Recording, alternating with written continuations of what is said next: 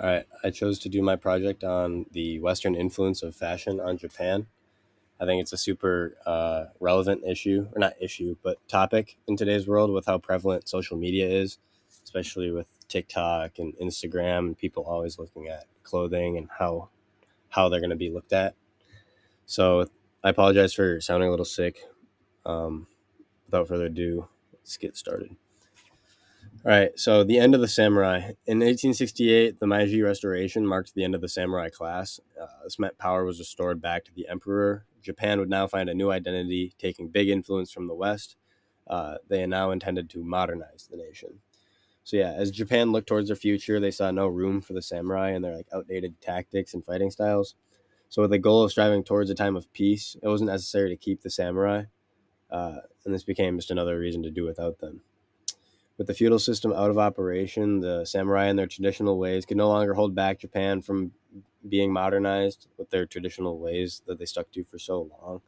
So, in addition to the ban of the samurai, like I mentioned in the picture, swords were no longer able to be worn just by everybody, and Japan also had more money to spend since they no longer had to pay the samurai.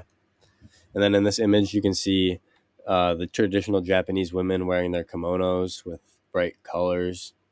This is what we, typically see or think of when you think of the regular Japanese ways. But then in the middle here, you can see their new army, and they have westernized uniforms. They no longer are samurai with swords and thick gear. They now have jackets, pants, and rifles, and you can even see a guy on horseback, actually. So, yeah, the beginning of fashion influences on Japan. In the absence of the samurai, the Japanese Imperial Army was created. This was the first modern army of Japan. They needed to replace that traditional samurai look, and they were immediately drawn towards the West for their inspiration. If Japan wanted to be among the top nations in the world, such as the U.S., France, and England, they first needed an army that would keep up. Following the creation of the Japanese Imperial Army, soldiers were trained by the French on modern military tactics, such as like shooting and just regular army formations. When it came to installing new uniforms, they resembled many different nations across Europe, but it was mostly like France, especially with the colors. The French uniform during this time on the right featured a navy blue jacket with two vertical rows of buttons going up the chest.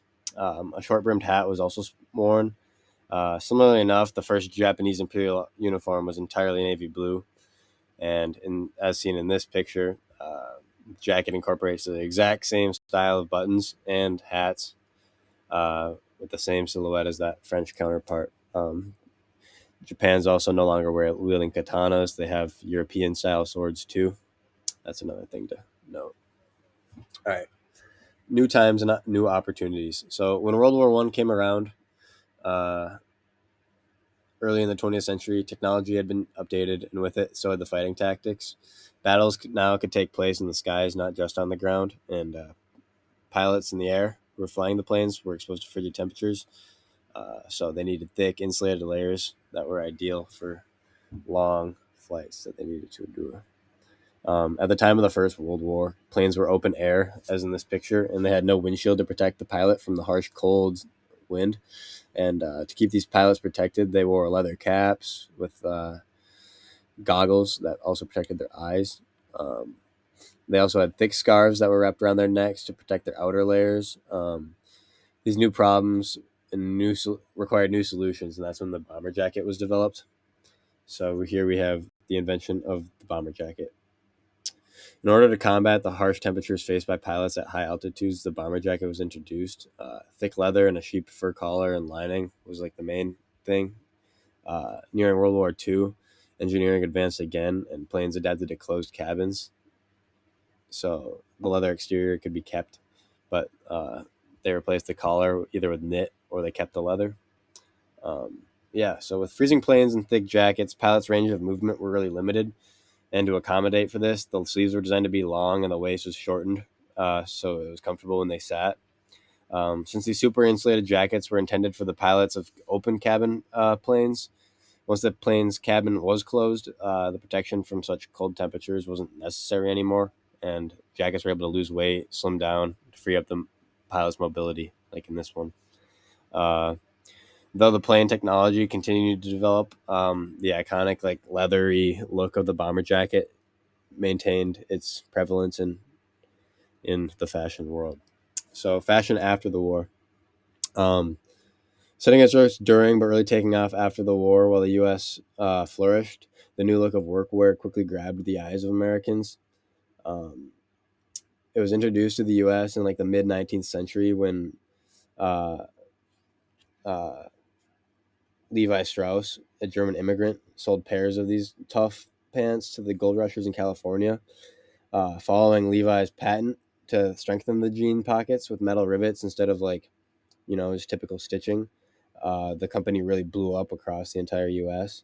and it became the choice of attire for all categories of blue collar workers in America.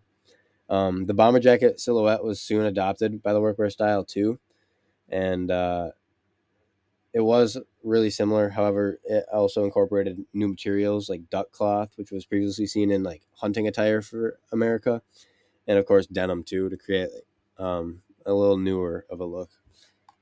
So in this far right picture, you see a guy with the jeans and the workwear jacket. It looks similar to the bomber jacket with the long sleeves and the collar, except it's just newer material.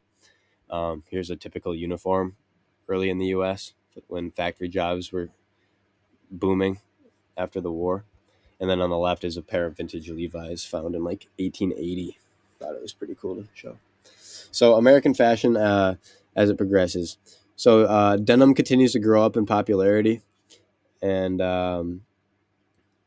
setting its roots during, but really taking off after the war. The new look of workwear. Sorry, let me start over. Let me take a sip. All right. So denim's takeover never really slowed down, and eventually it made its way into everyday casual attire. American cinema and Hollywood contributed to this craze as famous actors wore jeans and influenced viewers, old and young. So the blue jean rocked by cowboys like John Wayne in Western films soon became the iconic American look. With the increase in popularity, the mass production of them begins, and three brands in particular had set themselves up for success: Levi's, Wrangler, and Lee's. As jeans continued down the path of popularity, this meant different groups began wearing them. And thanks to Hollywood actor James Dean, they could also be associated to the rebel-y bad boy side of the youth, in addition to the work and casual wear. So once again, Americans just couldn't get enough, and the big three previously mentioned, Levi's, Wrangler, and Lee's, they continued increasing their production to keep up with popularity.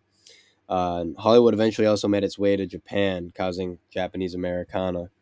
So, um, with Hollywood being to Japan, their youth were being influenced by the same stars that the U.S. was. Adding to this, when the departure of the U.S. troops happened in Japan, their belongings were left behind. And this meant all these traditional clothes, like American bomber jackets and jeans and T-shirts, were to be rocked by the Japanese kids now. And this meant a new seed of American culture had been planted in Japan.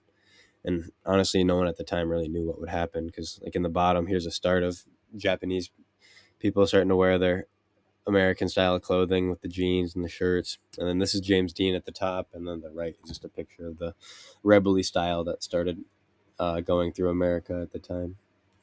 All right, Japan's denim renaissance. So the denim renaissance in Japan all began with the Japanese Americana.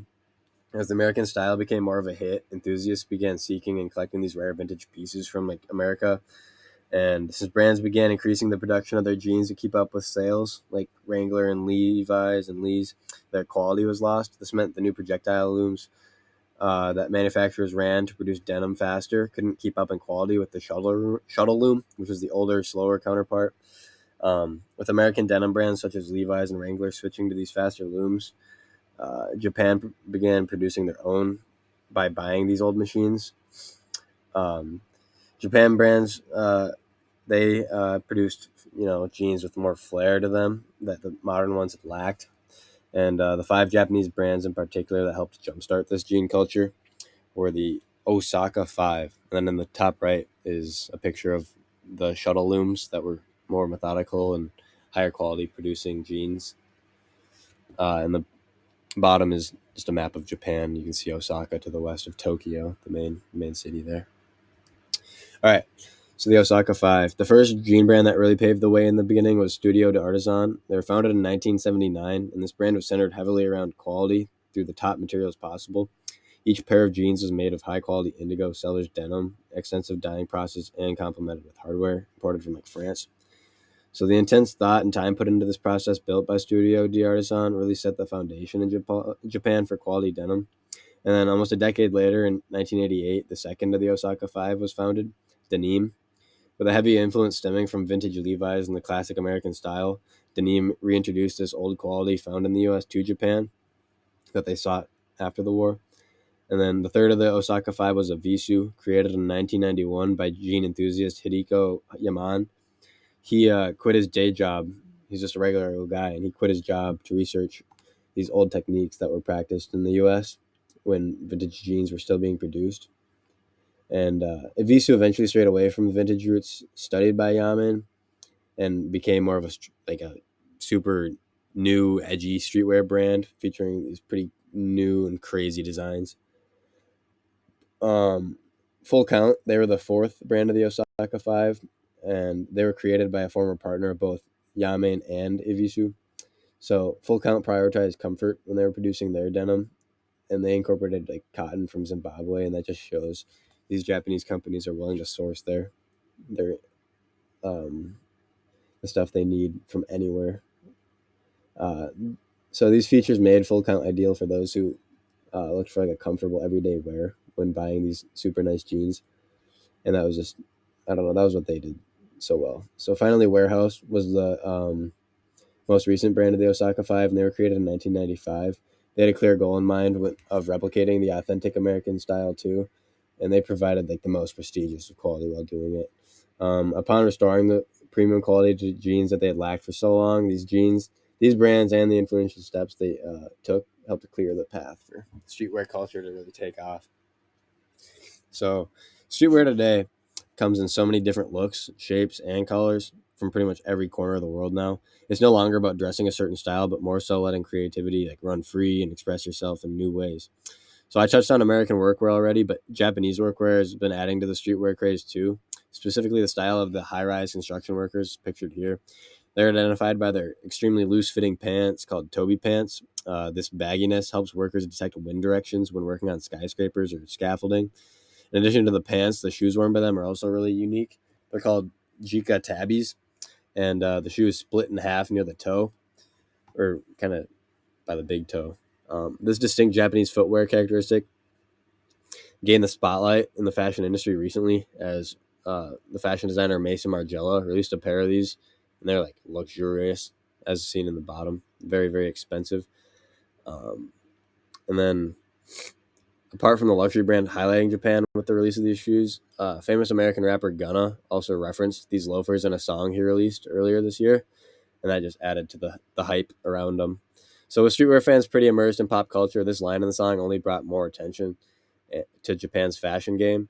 So today's streetwear can be kind of identified through the baggy, loose-fitting garments and the high-quality denim inspired from Japan, mixed with American stuff like vintage workwear, athleisure, and activewear. Um, and then here we have just a few outfits. Here's just American Carhartt workwear with the selvage Japanese denim. And then here we have more American workwear Carhartt. Here's a picture of the tabby loafers worn with these baggy pants that are trending now. And then on the left, more Japanese selvage denim being worn. Very baggy, as you can tell. Someone on social media compared today's fashion to a game of like ping pong between the U.S. and Japan, bouncing ideas back and forth between each other, while also adding, their own twists and features to accommodate for the lifestyles on their side of the pond. And I think this is just so accurate. It's such a good metaphor because it really is so true. Anyways, I think it'll be really exciting to see where these trends head in the future and where inspiration comes from next. It could be any country at this point. This was U.S. and Japan, but who knows what other countries will butt their head in to the fashion game next. So yeah, thank you.